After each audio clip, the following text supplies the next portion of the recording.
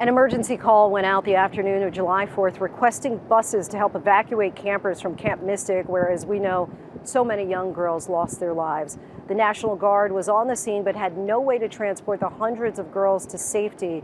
That's when buses from the Kerrville Independent School District were called in.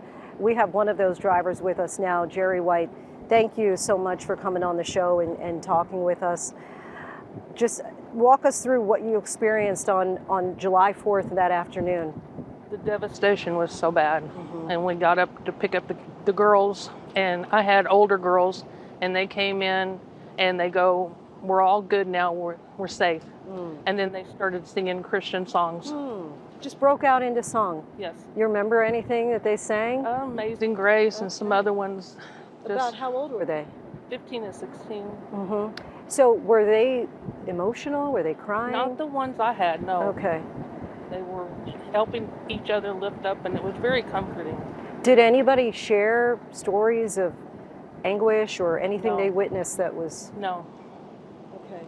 And so then you took them, were their parents immediately No, at the I location? took them over to a process in one of the high schools, and they got wristbands on, and they went in and got their names and their pictures taken, and then they got on another bus and went over to where their parents were.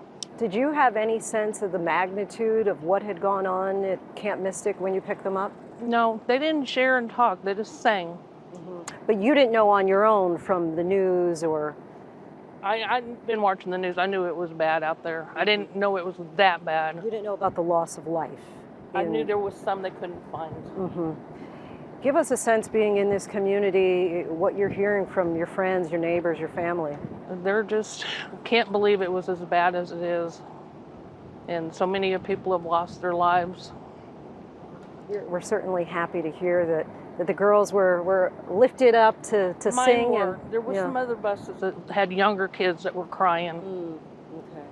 All right, well, Geri White, we thank you so much for sharing your story and experience with us. We really appreciate it. Just keep Kerrville in your prayers. We certainly will. We'll Okay. do just that.